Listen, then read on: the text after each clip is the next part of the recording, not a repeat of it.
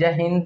आप सभी का स्वागत करते हैं अपने YouTube channel GS classes by VS पर। मैं ज्ञानेंद्र आज हिस्ट्री का एक नई क्लास क्या वही पुरानी क्लास 5 लेके आया हूँ। अगर आपने मेरी 4th क्लास, 3rd क्लास और 2nd एंड 1st क्लास नहीं देखी, यानी कि इससे पहले की जितनी भी क्लास है, अगर आपने अभी तक नहीं देखी है तो तुरंत देखिए, उसके बाद इस पे आए, क्योंकि उसमें भी काफ़ी बेहतरीन क्वेश्चन है। क्या है? काफ़ी बेहतरीन क्वेश्चन है जो आपके लिए काफ़ी इंपॉर्टेंट है। हिस्ट्री में काफ़ी क्वेश्चन जो मैंने आपको इस तरीके से कराए हैं कि 1 लीनियर में आपको बिल्कुल याद भी हो जाए और आपको दिमाग में ज़िंदगी भर के लिए बैठ जाए। ठीक है, तो आज जो 5वीं क्लास है उसी टॉपिक पर है, हिस्ट्री पर। ठीक है, तो हिस्ट्री से आप, क्योंकि हिस्ट्री बहुत ही पूछी जाती है आपकी जीके जीएस से। ठीक है, तो हिस्ट्री एक तरीके से आपका ब्रह्मास्त्र के रूप में यूज होती है अगर हिस्ट्री पढ़ ली, क्योंकि हिस्ट्री से ना ही कोई चीज़ आपकी बदल सकती है, ना ही कोई मिट सकती है। जो डेट है वो डेट ही याद करनी है, वो कभी बदलेगी नहीं, तो उसको इसलिए हिस्ट्री का ब्रह्मास्त्र बोल सकते हैं। ठीक है, तो जो बात इतिहास में गुजर चुकी है वो चीज़ आपको बिल्कुल समझ लीजिए, याद कर लेनी, क्योंकि वो कभी ना बदलेगी ना बदल सकती है।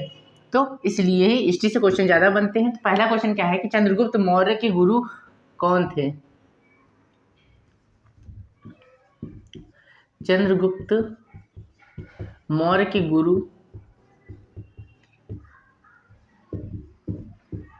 कौन थे? तो चंद्रगुप्त मौर्य के जो गुरु थे वो कौन थे? चाणक्य। और महामंत्री भी जो थे, जब चंद्रगुप्त जी के जो गुरु थे वो उनकी महामंत्री भी थे। ठीक है, तो कौन थे? चाणक्य थे। कौन थे दोस्तों? चाणक्य। ठीक है, नेक्स्ट अगर पूछ लिया जाए कि भारत में मैकियावेली किसको कहा जाता है? भारत का मैकियावेली,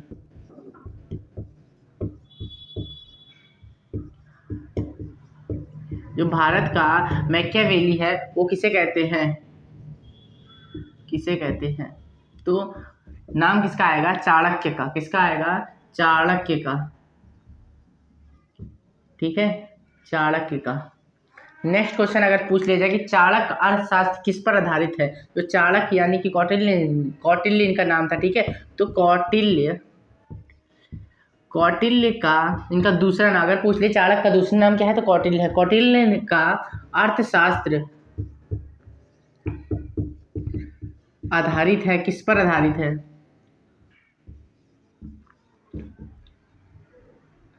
आधारित है। तो जो चाणक्य का अर्थशास्त्र है, यानी कौटिल्य ने जो अर्थशास्त्र लिखा वो किस पर आधारित है? वो दोस्तों प्रशासन पर आधारित है। किस पर? प्रशासन पर आधारित है। ठीक है, कि प्रशासन, आप शासन किसी देश पे या किसी राज्य पर, किसी कंट्री पर, किसी भी जगह शासन किस तरीके से कर सकते हैं, आपको वो अर्थशास्त्र में जानकारी मिल जाएगी। ठीक है, वो एक क्षत्रिय का महत्वपूर्ण शास्त्र होगा। जो क्षत्रिय लोग होते हैं उनको पढ़ना बहुत ही आवश्यकता होती है। तो अर्थशास्त्र के द्वारा ही चंद्रगुप्त मौर्य का एक लड़का था जिन्होंने, जो चाणक्य थे, उन्होंने एक लड़के को ऐसे ही कहते हैं देख रहा था शासन करते हुए, अपने दोस्तों के साथ खेल रहा था, तब चंद्रगुप्त मौर्य नामक बंदे को इन्होंने पकड़ा और इन्होंने पकड़ते ही सोचा कि हाँ, ये मेरा बदला ले सकता है, क्योंकि इनको किसी से बदला लेना था। ठीक है, तो अब आप लोग ये बताइए इनको बदला किससे लेना था? अगर आपने इतिहास में रुचि रखते हैं तो उसके बाद कहानी आपको नेक्स्ट क्लास में मिलेगी। ठीक है, आधी कहानी सुनिए, क्योंकि सस्पेंस बहुत ज़्यादा जरूरी है जिंदगी में। नेक्स्ट है, चंद्रगुप्त ने जैन धर्म की शिक्षा ली थी। किसने? चंद्रगुप्त ने जैन धर्म की शिक्षा कहाँ, किससे ली थी? और ये इंपॉर्टेंट क्वेश्चन, जितने भी क्वेश्चन आपको दिख रहे होंगे सारे इंपॉर्टेंट और सारे महत्व, जितने भी क्वेश्चन है आपको पेपर में जरूर पूछे होंगे। तो चंद्रगुप्त ने जैन धर्म की शिक्षा ली। इसी तरीके से जब पूछ ले गुप्त बढ़ाएगा, तो गुप्त ने, जो गुप्त है, चंद्रगुप्त मौर्य, तो ये तो चंद्रगुप्त हो गए। उसके बाद आता है गुप्त काल में, तो ये मौर्य काल थे। तो गुप्त काल में एक कहते हैं अशोक थे, अशोक ने अपनी जैन धर्म की शिक्षा ली थी, वो भी बताया। तो चंद्रगुप्त ने जैन धर्म की शिक्षा किससे ली थी? वो ली थी भद्रबाहु से। किससे ली थी? भद्रबाहु से। और वो जैन धर्म नहीं, सॉरी बौद्ध धर्म था, अशोक बौद्ध धर्मी थे। ठीक है, थोड़ी सी मिस्टेक। नेक्स्ट 4 क्वेश्चन भी महत्वपूर्ण थे। चंद्रगुप्त मौर्य के गुरु कौन थे? चाणक्य। भारत में मैकियावेली किसे कहा जाता है? चाणक्य को कौटिल्य अर्थशास्त्र आधारित है प्रशासन पे। कौटिल्य का दूसरा नाम क्या है? चाणक्य ही है। चंद्रगुप्त ने जैन धर्म पर शिक्षा, चंद्रगुप्त की जो जैन धर्म की शिक्षा थी वो किससे प्राप्त की थी? भद्रबाहु से। ये इंपॉर्टेंट है, ये भी इंपॉर्टेंट भैया, सारी चीजें इंपॉर्टेंट हो जाती हैं। नेक्स्ट अगर पूछ लिया जाए कि चंद्रगुप्त के दरबार में आने वाला यूनानी कौन था? ये क्वेश्चन पूछा जाता, पूछ के लिया जाए। चंद्रगुप्त के काल में आने वाला यूनानी, आने वाला यूनानी कौन था? मैक्सथनीज था। देखिए मैक्सथनीज था तो इससे ये पता चल गया मैक्सथनीज जो था वो आया कब था? चंद्रगुप्त के काल में। और जो मैक्सथनीज था वो कौन सा था? कौन था? यूनानी था। ठीक है, 2-3 क्वेश्चन बन जाते हैं। कौन था? मेगास्थनीज। मेगास्थनीज, मेगा स्थान नहीं, मेगास्थनीज, मैक्सथनीज। ठीक है दोस्तों,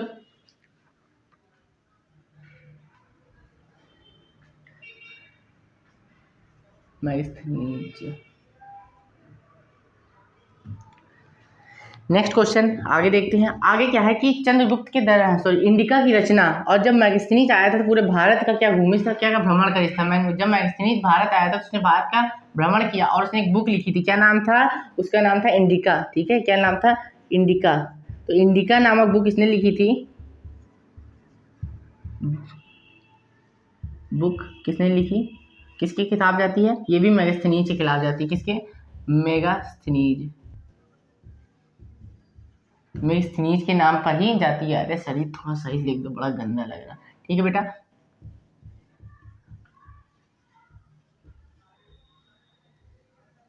ये भी मेगास्थनीज। अगर इंडिका क्यों आया था? वो भारत भ्रमण करने आया था कि भारत में कैसे लोग हैं, कैसा कल्चर है, सारी चीजें वो ग्रहण करी और उसने एक बुक बनाई इंडिका नामक पुस्तक। कौन है? मैगस्थनीज। और किस काल में आया था? चंद्रगुप्त के मौर्य के काल में आया था। कहाँ से आया था? यूनान से आया था। और चंद्रगुप्त जैन धर्म शिक्षा, भद्रबाहु से, कौटिल्य अर्थशास्त्र प्रशासन से, मैकियावेली चाणक्य और चंद्रगुप्त के जो भैया गुरु थे वो भी चाणक्य थे, महामंत्री वो भी चाणक्य थे। कोई भी कष्ट, कोई आपत्ति, जल्दी से आप लोग इसको स्क्रीनशॉट लीजिए। आगे देखते हैं।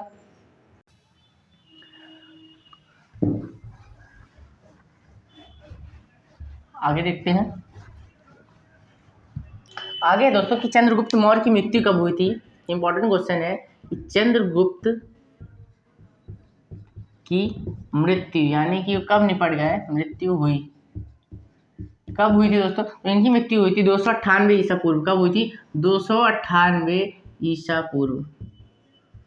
कब हुई थी? 298 ईसा पूर्व में। अब चंद्रगुप्त मौर्य की मृत्यु हुई किसके हाथों से हुई थी? ठीक है, तो चंद्रगुप्त सॉरी कहाँ हुई थी, किसके हाथों से तो नहीं बोल सकते क्योंकि ये हमारे शासक रहे, भारत के शासक। तो कहाँ हुई थी ये पहले देख लेते हैं। चंद्रगुप्त की मृत्यु कहाँ हुई? ठीक है, कहाँ हुई? तो इनकी मृत्यु कहाँ हुई थी? श्रवणबेला गोला में। कहाँ? श्रवणबेला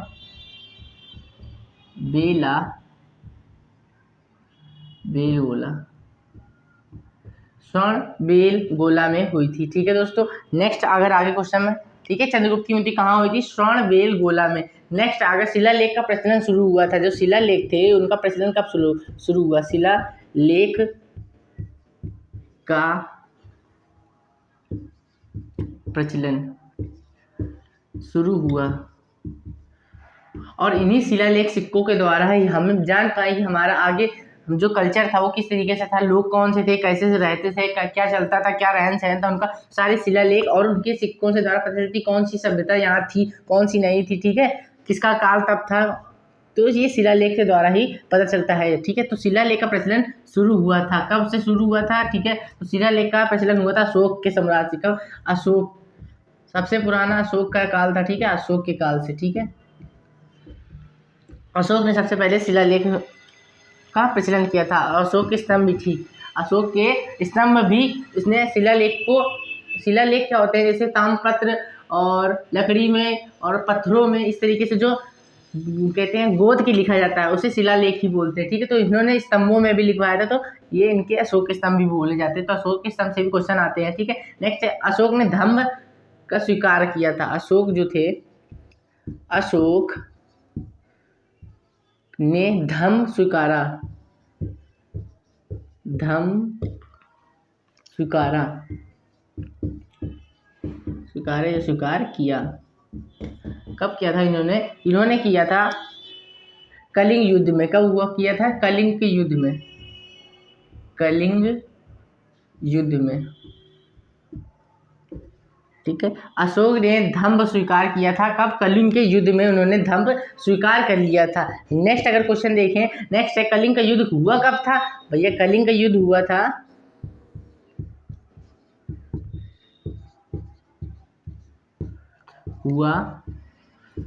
कब था? तो कलिंग का युद्ध भैया 261 ईसा पूर्व में हुआ था। कब हुआ था? 261 ईसा पूर्व में। तो उसी समय इन्होंने क्या धम्म का स्वीकार लिया था, धम्म को स्वीकार लिया था। तो अशोक अगर डेट पूछे तो 261 और किस जगह? तो कलिंग के युद्ध में। कब? कलिंग के युद्ध में। आगे देखते हैं। आगे का प्रश्न है कि बौद्ध धर्म प्रचार के लिए श्रीलंका भेजा किसको? ठीक है, बौद्ध धर्म का प्रचार के लिए किसको? इंपॉर्टेंट है, बौद्ध धर्म प्रचार के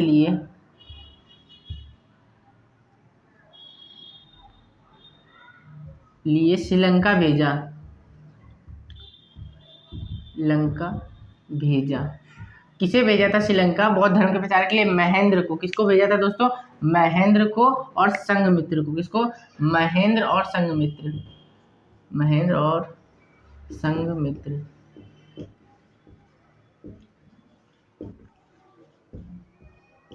ठीक है, किसको? महेंद्र और संघमित्र को बौद्ध धर्म के प्रचार के लिए श्रीलंका भेजा था। किसने? अशोक ने। नेक्स्ट नोट करिए जल्दी से।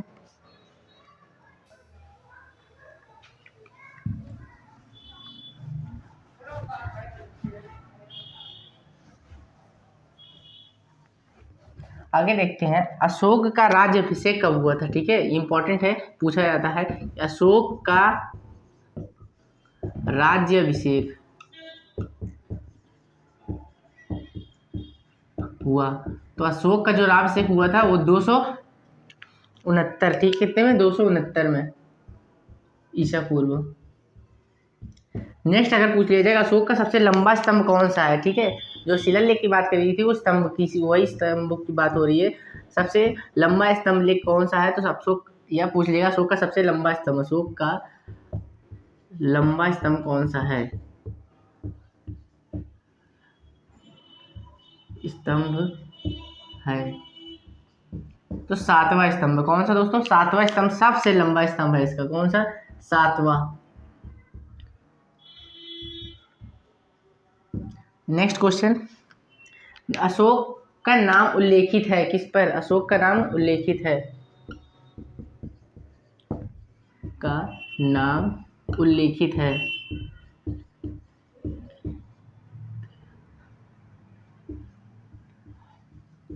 अशोक का नाम कहाँ उल्लेखित है? मास्की एवं गुर्जरा में। कहाँ पर? मास्की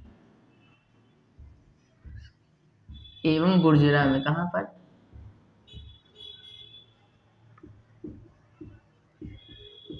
ठीक है, मास्की और गुर्जरा में इसका नाम बहुत ही ज्यादा क्या उल्लेखित है। ठीक, तो मास्की और गुर्जरा है क्या? ये एक अभिलेख है। क्या है? अभिलेख। तो अभिलेखों में ही नाम उल्लेखित होता है, ये आपको पता होना चाहिए। तो अशोक का नाम उल्लेखित था मास्की और गुर्जरा अभिलेख में। नेक्स्ट है कि अशोक ने मगध साम्राज्य बताया था, किस अभिलेख में बताया था? अशोक ने मगध साम्राज्य बताया, सॉरी, अशोक को मगध सम्राट बताया। कौन से अभिलेख में? मगध सम्राट बताया। किस अभिलेख में बताया था अशोक को मगध सम्राट? तो ये था आपका भाभू। कौन सा? भाभू अभिलेख में। भाभू अभिलेख में ये बताया गया था कि अशोक मगध का सम्राट है। क्या है? मगध का सम्राट है। नेक्स्ट है कि कलिंग की विजय का वर्णन किस शिलालेख में है? कलिंग के विजय का वर्णन है किस शिलालेख में है? तो ये 13वें शिलालेख में। कौन से? 13वें शिलालेख में। 13वें शिलालेख में क्या है? कलिंग का विजय का वर्णन लिखा है। कलिंग पर विजय का वर्णन लिखा है किस शिलालेख में? 13वें शिलालेख में। नेक्स्ट, सांची का स्तूप बनवाया था। सांची का स्तूप बनवाया था। तो अगर सांची का स्तूप पूछ ले किसने बनवाया था, तो ये किसने? अशोक ने बनवाया था। ठीक है, अशोक ने ही बनवाया था। अशोक ने सांची का स्तूप बनवाया था। नेक्स्ट क्वेश्चन है श्रीनगर की स्थापना किसने की थी? तो वो भी अशोक ने की थी। किसने? श्रीनगर की स्थापना की किसने की? अशोक ने की। ये भी अशोक ने की। तो अशोक ने काफ़ी कुछ किए थे, ठीक है। जितने भी स्तंभ है वो सब अशोक के ही हैं। जितना श्रीनगर किसने बसाया? अशोक ने बसाया। सांची का स्तूप किसने बनवाया? अशोक ने बनवाया। कलिंग पर विजय के बारे में भी अशोक का ही वर्णन है, तो 13वें शिलालेख में ही। अशोक का मगध सम्राट भाबू अभिलेख में बताया गया। अशोक का नाम उल्लेखित है मास्किन गुर्जर अभिलेख में। अशोक का लंबा स्तंभ कौन सा है? 7वां स्तंभ सबसे लंबा है। अशोक का राज्याभिषेक हुआ था 269 ईसा पूर्व में। कब हुआ था? 269 ईसा पूर्व में। अगर कोई भी दिक्कत, कोई भी कष्ट हो, जल्दी से नोट करें और कमेंट करके बताएं अगर कोई भी दिक्कत हो। आगे देखते हैं, आगे क्या है कि अशोक के जो शिलालेख थे, ठीक है, अशोक के शिलालेख को सबसे पहले पढ़ा किसने था? क्योंकि जो शिलालेख की जो लिखावट होती है वो किसी को समझ में नहीं आती, ठीक है। तो सबसे पहले पढ़ने वाला व्यक्ति कौन था? अशोक के शिलालेख सबसे पहले किसने पढ़ा? किसने पढ़ा था और कब पढ़ा था? तो 1837 में पढ़ा गया था। कब पढ़ा गया था? 1837। और किसने पढ़ा था? जेम्स प्रिंसेप ने। किसने पढ़ा था? जेम्स प्रिंसेप ने। कब पढ़ा था? 1837 में, ठीक है। 1837 में पढ़ा था अशोक का शिलालेख। कब? किसने? जेम्स प्रिंसेप ने। नेक्स्ट क्वेश्चन क्या है? अशोक की मृत्यु कब हो गई थी? अशोक का काम खत्म। अशोक की मृत्यु कब हुई थी? अशोक की मृत्यु दोस्तों हुई थी 232 ईसा पूर्व में। कब हुई थी? 232 ईसा पूर्व में। 232 ईसा पूर्व में। नेक्स्ट अगर पूछ लिया हरिसेन को इलाहाबाद का अभिलेख की जानकारी किसने दी थी? जो हरिसेन था, अब हरिसेन का काम शुरू। हरिसेन को इलाहाबाद अभिलेख की जानकारी किसने दी थी? इलाहाबाद अभिलेख की जानकारी दी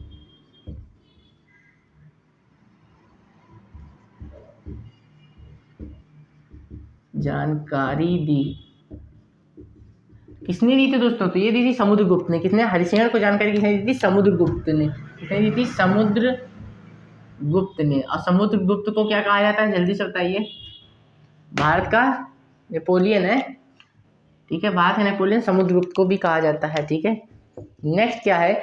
नेक्स्ट है शुंग वंश के नियम किसने डाली थी? शुंग वंश की नींव किसने डाली थी? ठीक है, शुंग वंश की नींव किसने डाली? तो किसने डाली थी? ये पुष्पमित्र शुंग ने डाली थी। किसने? पुष्पमित्र शुंग ने।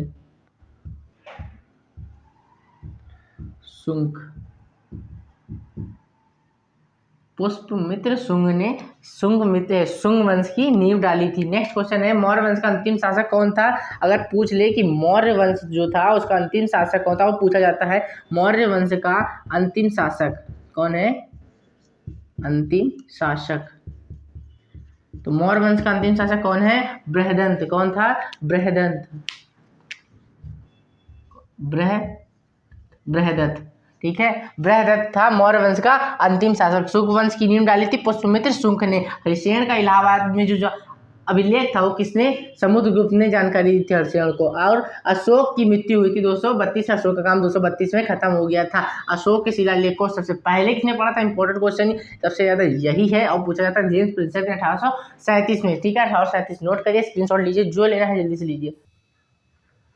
आगे है दोस्तों कि आगे क्या है? भारतीय में आने वाला प्रथम यवन शासक कौन था? भारतीय में आने वाला प्रथम यवन शासक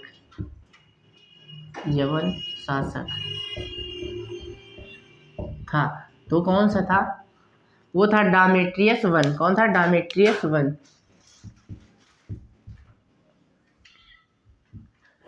डामेट्रियस वन। और डामेट्रियस वन को हराया किसने था? क्वेश्चन बनता है कि डामेट्रियस वन को हराया, तो पुष्पमित्र शुंग ने इसको हराया था, ठीक है। किसने? पुष्पमित्र शुंग ने। मित्र शुंग ने इसको हरा दिया था। और ये कौन था? भारत में प्रथम यवन शासक था। यवन शासक अगर पूछ ले तो डेमेट्रियस वन, नाम थोड़ा कठिन है इसीलिए इंपॉर्टेंट है। नेक्स्ट है पुष्यमित्र शुंग ने अश्वमेध यज्ञ कराए थे। ठीक है, कितने कराए थे? अश्वमेध यज्ञ क्या होता था? देखिए अश्वमेध यज्ञ के बारे में थोड़ा सा डिटेल बताते हैं कि अश्वमेध कब था? जब कोई बड़ा युद्ध लड़ने वाले होते हैं, जब कोई बड़ा काम करने वाले होते थे ये राजा महाराजा, तब क्या करते थे कि यज्ञ कराते थे। ठीक है, ये यज्ञ 4-5 दिन चलते थे। तो अश्वमेध यज्ञ इनमें से कोई एक यज्ञ। तो अश्वमेध यज्ञ में क्या था कि ये यज्ञ चलता रहता था और एक घोड़े को छोड़ दिया जाता था। ठीक है, एक जंगली घोड़े को छोड़ दिया जाता था कि वो जहाँ जहाँ तक आप कहते हैं जाएगा, उसके पीछे कुछ सैनिक छोड़ दिए जाते थे। ठीक है, कि वो घोड़े पे नजर रखे कि वो कहाँ से जाएगा। वो जिस राज्य तक जाता था और जिस राज्य में वो मर जाता था, जिस राज्य में वो अंतिम बार वहीं ठहर जाए। मान लीजिए कम से कम, जैसे मान लीजिए हम इस समय कानपुर से पढ़ा रहे हैं, तो अगर हम यहाँ कानपुर से यज्ञ करा रहे हैं और हमने एक घोड़ा छोड़ा, वो दिल्ली गया, आगरा गया, जिस काफ़ी जगह 5-6 जगह गया और उसके बाद ये समझ लिया हरियाणा में जाकर रुक गया और वहीं पर ठहर गया। उसके बाद ये यज्ञ खत्म होगा और जितने भी राज्यों में वो गया है, हम उतने राज्यों में हमला बोलेंगे और वहाँ पर उस राज्य को अपना ले कहते हैं कब्जा कर लेंगे। ठीक है, ये होता अश्वमेध यज्ञ के बारे में थोड़ी सी डिटेल थी। तो पुष्यमित्र शुंग ने अश्वमेध यज्ञ कब कराया था? कितने कराए थे? पुष्यमित्र शुंग ने कितने अश्व यज्ञ कराए थे? कितने अश्व यज्ञ कराए? तो 2 कराए थे। ठीक है, कितने यज्ञ कराए थे? 2 कराए थे। अब आपको पता चल गया है कि अश्व यज्ञ क्या होता है। ठीक है, पूरा नाम है अश्वमेध यज्ञ।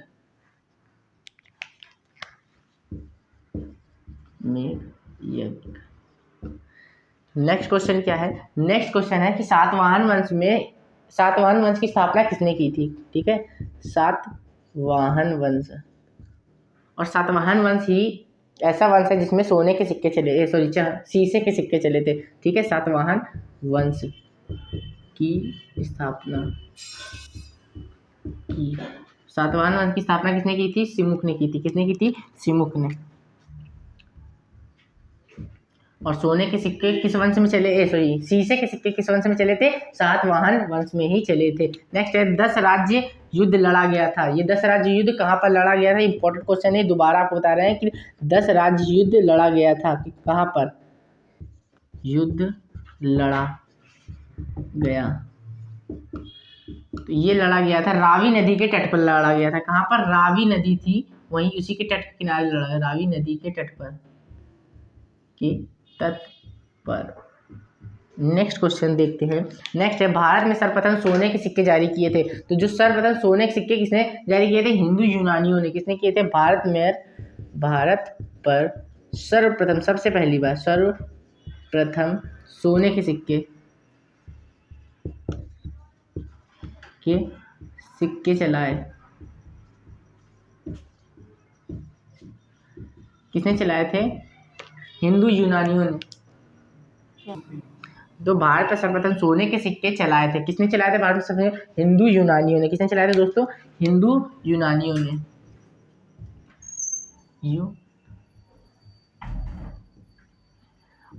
और सर्वप्रथम की बात कर दिया तो आपको पता चल गया हिंदू यूनानियों ने। और सबसे ज़्यादा अगर पूछ ले कि सबसे ज़्यादा सिक्के किस काल में चले और किसने कराए थे, तो अशोक के काल में चले थे। ठीक है, अशोक के काल में सबसे ज़्यादा सोने के सिक्के चले थे। और प्रथम बार पूछ ले तो सोने के सिक्के हिंदू यूनानियों ने भारत पर चलाए थे। नेक्स्ट क्वेश्चन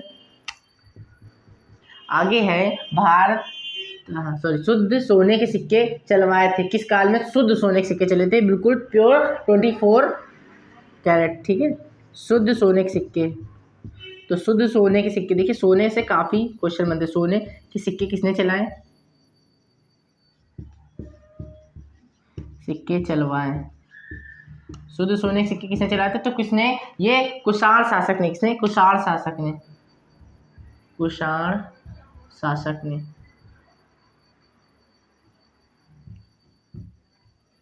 कुषाण शासक ने सबसे शुद्ध सोने के सिक्के चलवाए थे। सबसे ज़्यादा आपको बता दिया अशोक ने, और सबसे सर्वप्रथम सोने के सिक्के हिंदू यूनानियों ने चलाए थे। तो तुरंत नोट करिए फटाक से, काफ़ी कुछ मिल गया मटेरियल इसमें।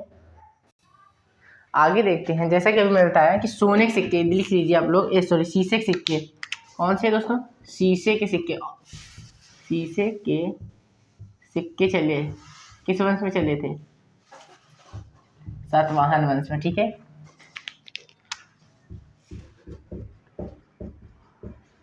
वंश में तो शीशे के सिक्के चले थे सातवाहन वंश में, और सबसे ज्यादा सोने के सिक्के किस वंश में चले थे, गुप्त काल में। किस काल में चले थे, गुप्त काल में, ठीक है। गुप्त काल में सबसे ज्यादा सोने के सिक्के चले थे।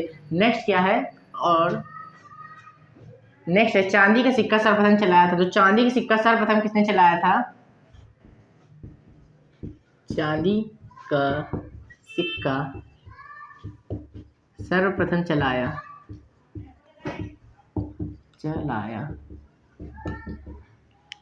चंद्रगुप्त ने। किसने, चंद्रगुप्त द्वितीय ने, चंद्रगुप्त द्वितीय ने चांदी के सर्वप्रथम सिक्का चलाया था। और एक बात ये कि सबसे ज्यादा सोने के सिक्के और सबसे ज्यादा कौड़ियों का इस्तेमाल ही गुप्त काल में ही हुआ था, ठीक है। नेक्स्ट है रुपए का सिक्का भारत में पहली बार ढाला गया था, ठीक है। तो किसने ढलवाया था रुपए का सिक्का, रुपए का सिक्का सबसे पहले किसने ढलवाया, पहले ढलवाया तो शेरशाह सूरी, ठीक है। किसने, शेरशाह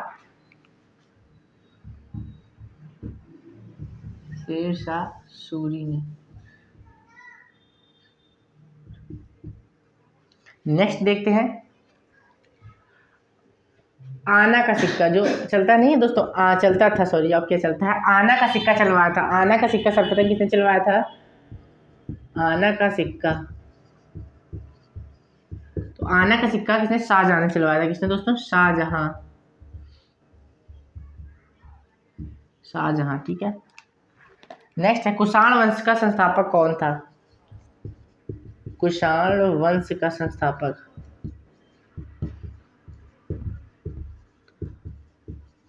था, तो वो था कुजुल कुंडफिसिस। कौन था, कुजुल कुंडफिसिस। कुजुल कुंडफिसिस कौन था, कुषाण वंश का शासक था। और बुद्ध की खड़ी प्रतिमा बनी थी, कहाँ पर बनी थी, और किस काल में बनी थी, पहले देख लेते हैं। बुद्ध की जो खड़ी प्रतिमा थी, बुद्ध की खड़ी प्रतिमा थी, कहाँ बनी,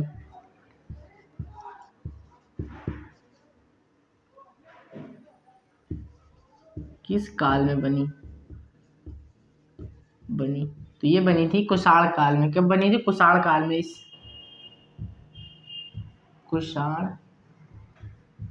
काल में। नोट कर लीजिए जल्दी से। दोस्तों ये लास्ट स्लाइड है, इसमें इंपॉर्टेंट क्वेश्चन थोड़े से ज़्यादा रहेंगे। तो एक क्वेश्चन, दो क्वेश्चन ज़्यादातर मोस्ट इंपॉर्टेंट पूछा जाता है कि गुप्त काल में जो सोने और चांदी के सिक्के थे उनके नाम क्या थे, ठीक है। तो गुप्त काल में सोने के सिक्के का नाम, सिक्के को क्या कहते थे, और गुप्त काल में चांदी के सिक्कों को क्या कहते थे। तो चांदी के सिक्कों को दोस्तों रूपक और सोने के सिक्कों को दिनार कहते थे, ठीक है। क्या कहते थे, दिनार,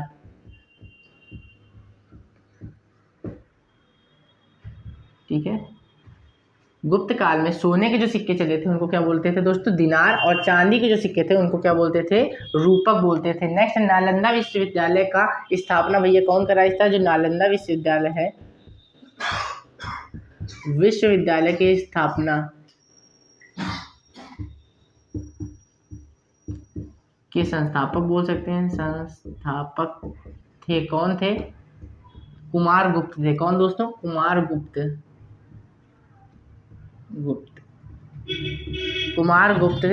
नालंदा विश्वविद्यालय का संस्थापक था। नेक्स्ट है कि उसको ध्वस्त किसने किया था, अब बन गया तो उसको बिगाड़ने वाला काम भी तो होना चाहिए, ठीक है। नालंदा विश्वविद्यालय के को ध्वस्त किया किसने किया? तो ये थे बख्तियार खिलजी। कौन थे? बख्तियार खिलजी।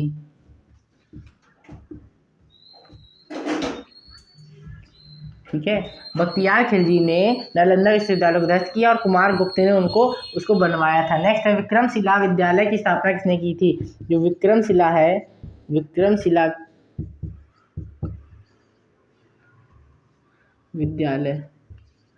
विश्वविद्यालय के संस्थापक कौन थे?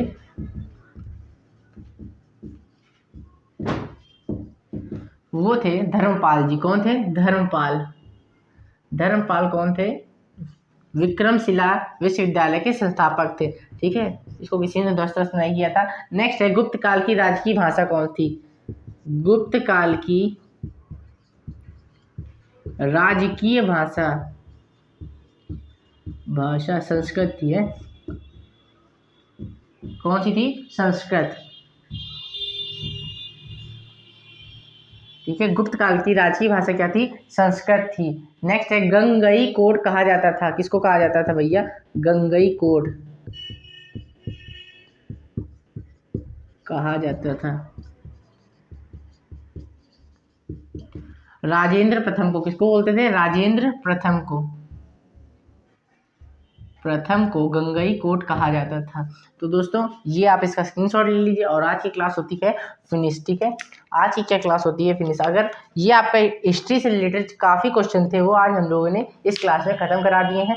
तो ये टोटल 5 सीरीज इसकी बन चुकी हैं। अगर आपने इन 5 को नहीं देखा है तो सबसे पहले जाके इस चैनल में आप जीके बाय जीएस से हिस्ट्री के 5 लेक्चर को अटेंड करिए। अगर ये वाली क्लास अगर आपको अच्छी लगी हो तो ये आप छोटे भाई बहनों को शेयर करें। और अगर चैनल पर नए हो तो चैनल को सब्सक्राइब जरूर कर लें और बेल आइकन दबाएं, जिससे कि इसी तरीके की इंपॉर्टेंट क्लास आपको मिलती रहे। धन्यवाद दोस्तों, मिलते हैं अपनी नेक्स्ट वीडियो में। जय हिंद।